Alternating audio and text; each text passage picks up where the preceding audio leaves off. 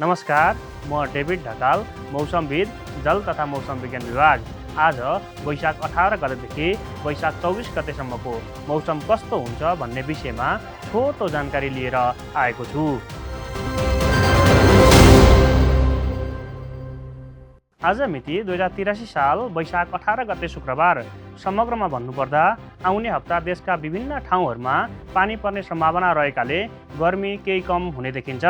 शुक्रबारदेखि मङ्गलबारभित्र यो नक्सामा पहेँलो रङ लगाएका क्षेत्रका बासिन्दाले मौसम सम्बन्धी पछिल्लो सूचना लिँदै आफ्ना दैनिक कामहरू गर्नुहोला। अब तराईको मौसमबाट कुरा सुरु गरौँ।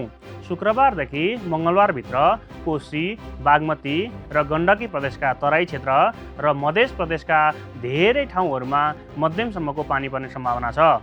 यो समयमा यी प्रदेशका 1-2 ठाउँमा भारी पानी पर्ने पनि सम्भावना छ।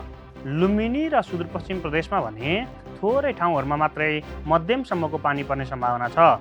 बुधबारदेखि बिहिबारभित्र सबै प्रदेशका तराई क्षेत्रका थोरै ठाउँहरूमा मध्यमसम्म पानी पर्ने देखिन्छ। अब पहाडी भेगको कुरा गरौँ। शुक्रबारदेखि मङ्गलबारभित्र कोशी, बागमती, गण्डकी र लुम्बिनी प्रदेशका धेरै ठाउँहरू र कर्णाली र सुदूरपश्चिम प्रदेशका केही ठाउँहरूमा मध्यमसम्मको पानी पर्ने सम्भावना छ। बुधबारदेखि बिहिबारभित्र कोशी, बागमती, गण्डकी र लुम्बिनी प्रदेशका केही ठाउँ र कर्णाली र सुदूरपश्चिम प्रदेशका थोरै ठाउँमा मध्यमसम्मको पानी पर्ने सम्भावना छ। गण्डकी प्रदेशमा हप्तैभरि, कोशी, बागमती र लुम्बिनी प्रदेशमा शुक्रबारदेखि मङ्गलबारभित्र 1-2 ठाउँमा भारी पानी पर्ने समेत देखिन्छ। हिमाली क्षेत्रको कुरा गर्नुपर्दा शुक्रबारदेखि मङ्गलबारभित्र कोशी, बागमती, गण्डकी र लुम्बिनी प्रदेशका धेरै ठाउँहरूमा, कर्णाली र सुदूरपश्चिम प्रदेशका केही ठाउँहरूमा मध्यमसम्मको हिउँ वा पानी पर्ने सम्भावना छ। बुधबारदेखि बिहिबारभित्र देशका हिमाली भेगका केही ठाउँहरूमा मध्यमसम्मको हिउँ वा पानी पर्ने सम्भावना देखिन्छ। गण्डकी प्रदेशमा हप्तैभरि, कोशी र बागमती प्रदेशमा शुक्रबारदेखि मङ्गलबारभित्र 1-2 ठाउँमा भारी हिउँ वा पानी पर्ने सम्भावना छ।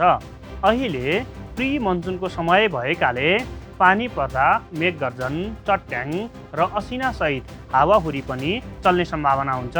त्यसैले सावधानी अपनाउनुहोला। यो त भयो आउने हप्ताको मौसम पूर्वानुमान। मौसम छिनछिनमै परिवर्तन भइरहेको हुन्छ। त्यसैले मौसमबारे आधिकारिक र पछिल्लो जानकारीका लागि जल तथा मौसम विज्ञान विभागको वेबसाइट र सामाजिक सञ्जालहरू हेर्दै गर्नुहोला। धन्यवाद।